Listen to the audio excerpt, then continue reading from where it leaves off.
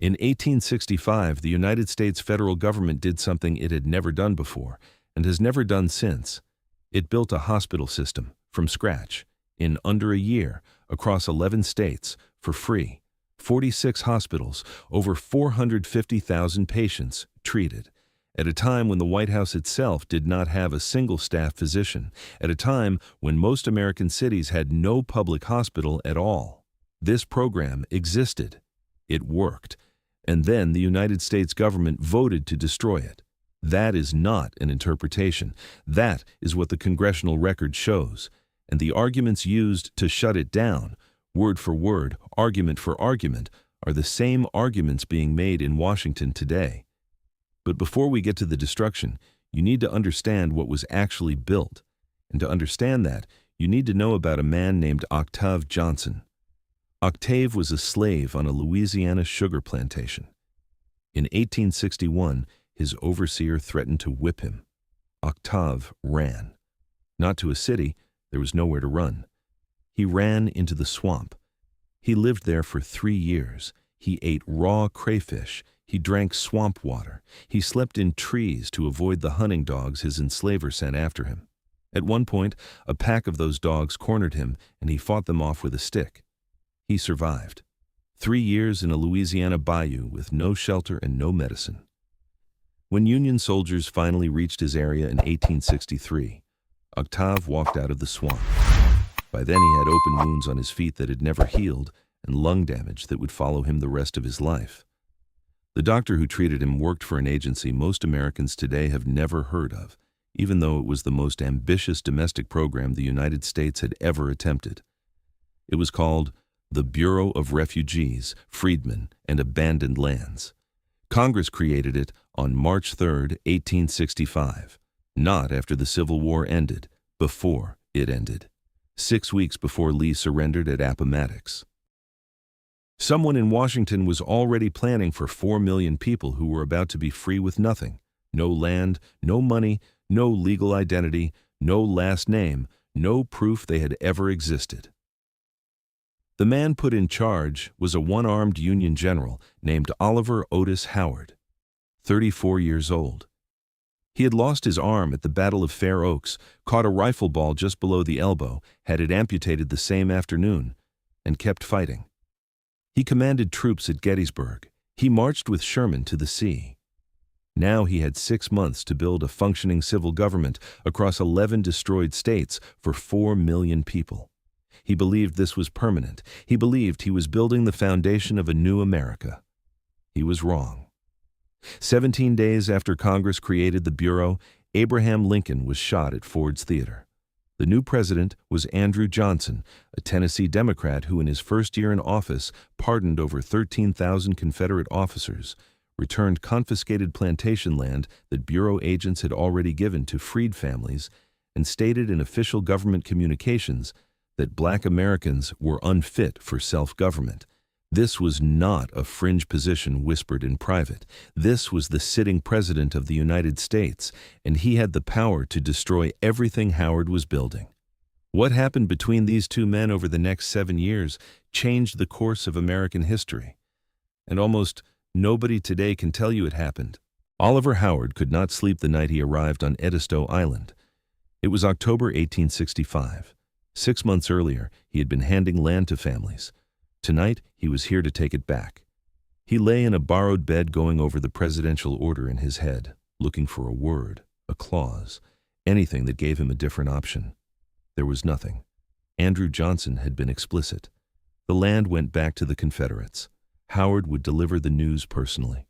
In the morning, he walked to the church where the freed families had gathered, hundreds of them, farmers, parents, children who had spent the last 6 months believing, for the first time in their lives, that they owned something. Howard stood at the front and began to read the presidential order aloud. He did not get far. The congregation began to sing, not in anger, as a protest, a hymn, slow and deliberate, filling the church until Howard's voice was completely covered. He stopped reading. He stood there, a one-armed Union general holding a piece of paper while hundreds of people sang over him. He later wrote that it was the most painfully embarrassing moment of his life. The land was taken back anyway.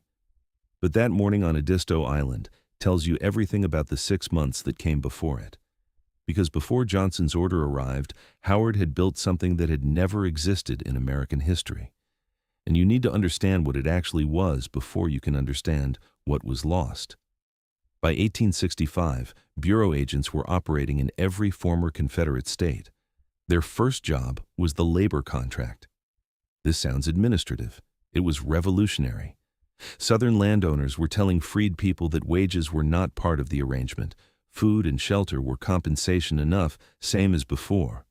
Bureau agents arrived at plantations with printed contracts and a simple message: sign this, pay the written wage, or answer to a federal court. For the first time in American history, black labor had a legal price. The Bureau also ran its own courts. In 1865, every Southern state had laws explicitly prohibiting black Americans from testifying against white people. If your employer refused to pay you, you could not speak in your own defense. If someone burned your house, you could not name them in court. The legal system was not indifferent to freed people. It was structurally built to make them invisible. Inside Bureau jurisdiction, that ended. Black testimony was admissible. Contracts were enforceable. For 7 years, a parallel legal system operated in the American South, where the law applied to everyone. 7 years. Then it was gone. And then there were the schools. A woman named Susie King Taylor had secretly learned to read as a child in Savannah, Georgia, taught in a home with curtains drawn because teaching a black child to read was illegal under Georgia law. When Bureau schools opened, Susie was teaching 40 students a day herself. She never received a single dollar in payment. She was one of thousands. By 1870, the Bureau had helped establish over 4,000 schools, more than 247,000 students enrolled. The response from white Southern communities was immediate. Schoolhouses were burned. Teachers were threatened.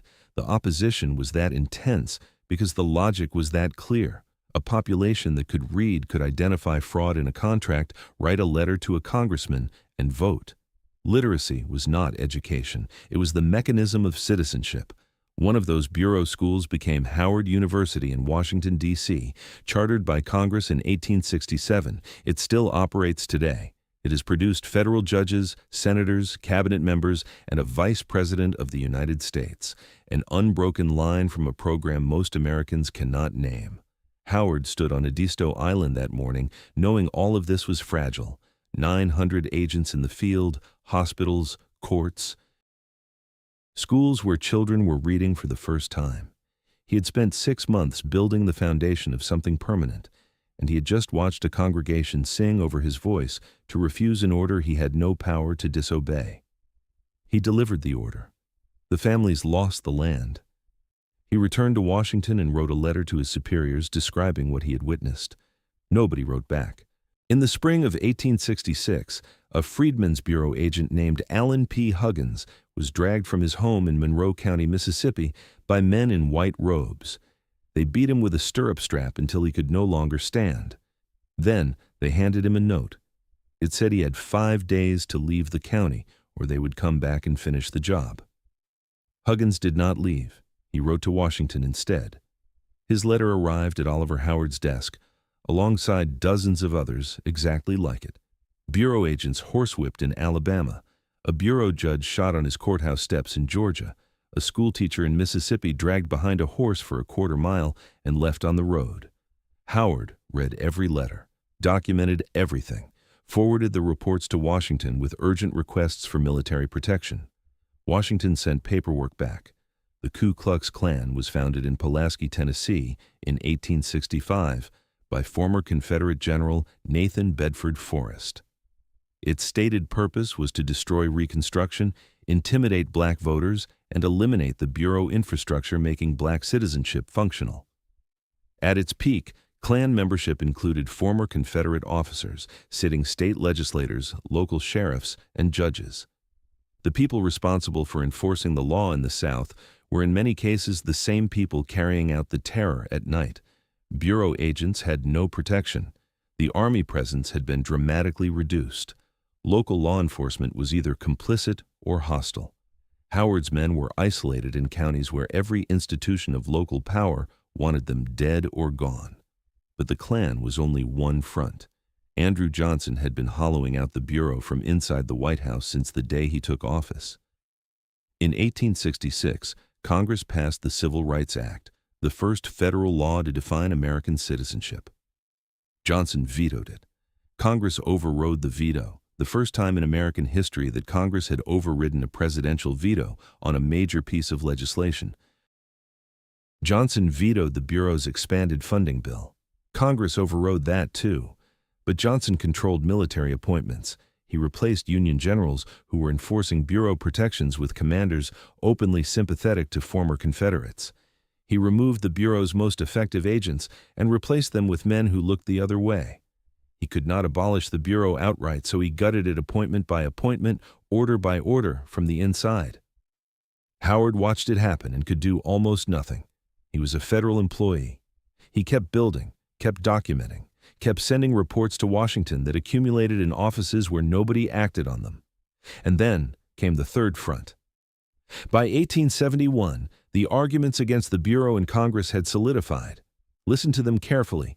The Bureau was too expensive. It created dependency. Freed people needed to learn self-reliance, not receive handouts from Washington. It was not the government's responsibility to provide services the private market could handle. The Bureau was federal overreach into matters that belonged to the states. Those are the actual arguments from the congressional record, 1871 and 1872. Verbatim. Howard testified against every one of them. He brought data showing Bureau courts had reduced violence. He showed enrollment numbers proving demand for the schools. He showed that wherever Bureau hospitals had closed, death rates among freed people immediately spiked. He made the case with evidence that the program worked. The funding was cut anyway. In 1872, Congress voted to abolish the Freedmen's Bureau entirely. Howard was reassigned to the Army's Department of the Columbia in the Pacific Northwest, as far from Washington as the continent allowed. He left on a train headed west. The Bureau he had spent 7 years building began official dissolution. The 46 hospitals closed, the courts shut down, the agents went home. And in the counties where Bureau agents had been the only thing standing between freed families and the restored white Southern power structure, the night riders came back. This time, there was nobody left to write to. In 1874, 2 years after the Bureau closed, a man named Elias Hill sent a letter to Congress. Elias Hill was a black minister and teacher in York County, South Carolina. Born enslaved, partially paralyzed from childhood illness, he had taught himself to read using only a Bible. During the Bureau years, he had testified before Congress about Klan violence in his county. He named names, he gave dates, he trusted the institutions. The 1874 letter was not another report. It was a farewell. Elias Hill was emigrating to Liberia. In his own words, there was no longer any power in this country willing to protect him. The Bureau was gone, the Army was gone. Congress had moved on. He crossed the Atlantic and died in Liberia 18 months later.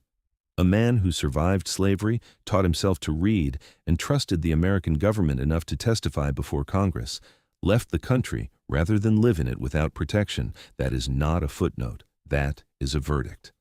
Now, let me show you what else closed when the Bureau did.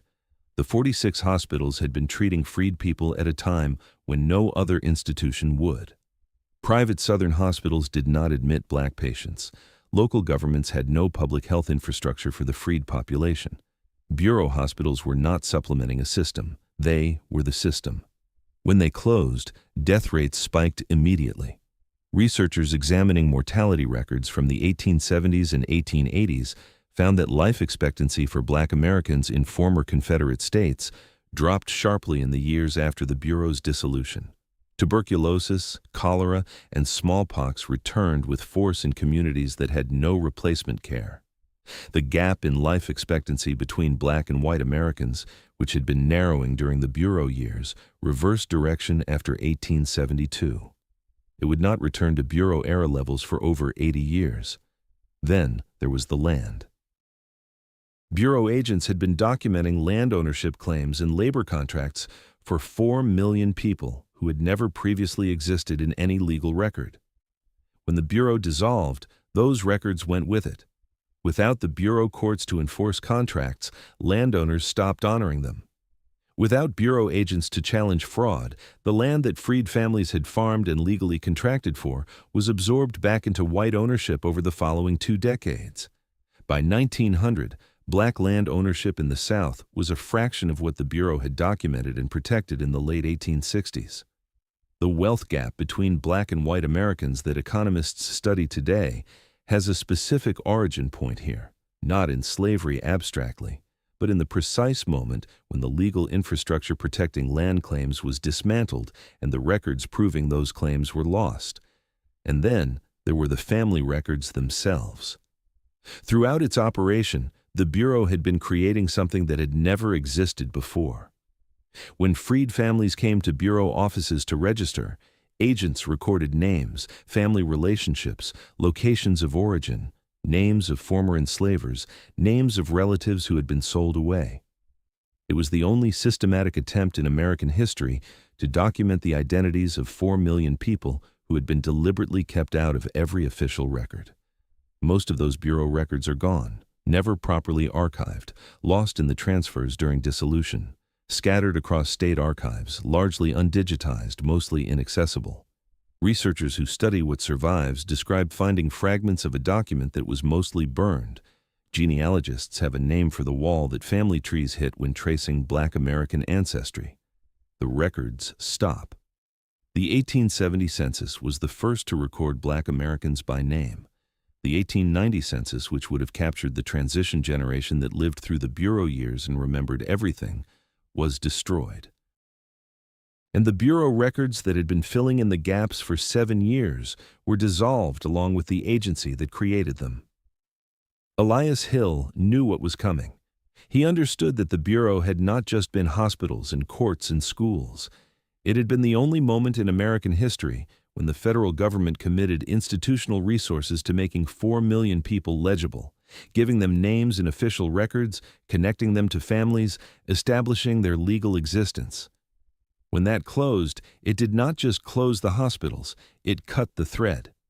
For the descendants of the people the Bureau served, that cut is still visible every time they open a genealogy database and find a wall where a family should be.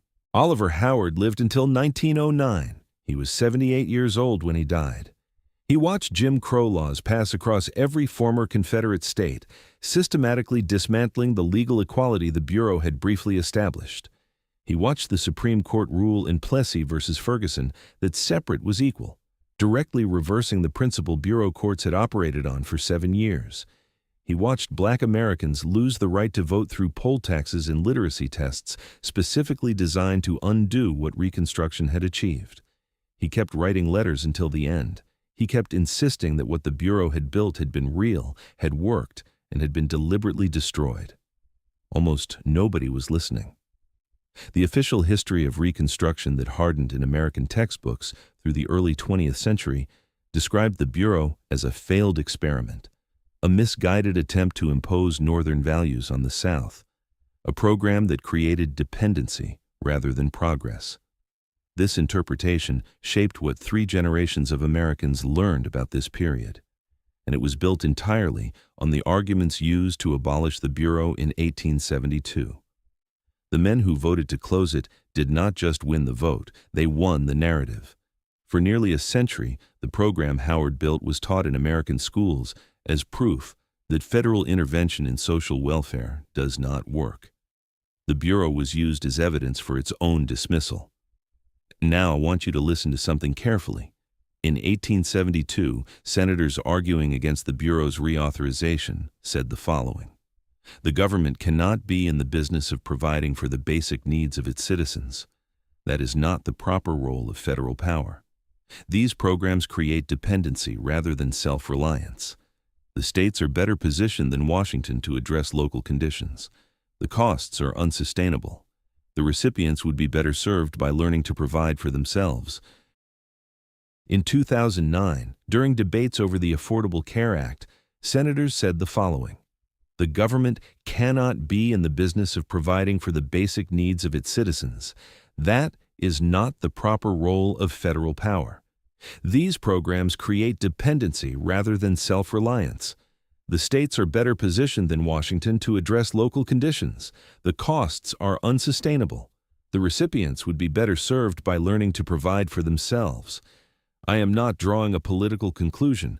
I am showing you a transcript. The same sentences, 137 years apart. The logical structure is identical. The rhetorical architecture is identical. And the outcome both times was that people who needed medical care did not receive it, or received it under conditions that would not have been tolerated for a different population. The Bureau treated over 450,000 patients. It was closed with arguments that became the foundational logic for opposing every major expansion of federal health care for the next 150 years. And almost nobody in those subsequent debates mentioned where those arguments came from, what they had been used to do the first time, who had been left without care when they succeeded. Oliver Howard is buried at West Point.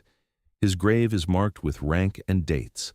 No mention of the Bureau, no mention of the 46 hospitals, no mention of Edisto Island or the 4 million people whose legal existence he spent 7 years trying to establish. The institution he built lasted 7 years. The arguments used to close it have lasted 150. I keep returning to questions I cannot resolve. If the Bureau's critics in 1872 were correct that federal responsibility for citizen welfare exceeds constitutional authority, then why does the same debate happen every single time someone proposes expanding it? Why do the same words keep appearing? And if the Bureau actually worked, if the data Howard presented showing reduced violence, improved health outcomes, and functioning schools was accurate, then what does it mean that the program was closed anyway? And that the people who closed it won the historical argument for a century? Octave Johnson walked out of a Louisiana swamp in 1863 with damaged lungs and open wounds and found a doctor. That doctor worked for something real, something built with intention, operated with purpose, and serving people who had no other option. It lasted 7 years. Elias Hill sailed for Liberia because he understood what the closing meant before most people were willing to admit it. Oliver Howard died in 1909, still writing letters that nobody answered. The questions he was asking have never been answered. They have only been asked again and again in different rooms by different people who mostly do not know they are repeating them. Why was the only federal program that ever attempted to make 4 million Americans legally visible closed after 7 years with arguments that have been used to oppose every similar program since? What would the United States look like today if those 46 hospitals had stayed open? And why, when you read the congressional record from 1872, does it sound like something you heard last week? I do not have answers. I have the record. And the record has been there the whole time, waiting for someone to read it. The people who voted to close the Bureau in 1872 are in every history book as statesmen. Oliver Howard, who built 46 hospitals for people who had nothing, has a university named after him that most people cannot place. Think about which names you knew before this video. Think about which names you know now. If that bothers you, subscribe, because there are more names you have not heard yet.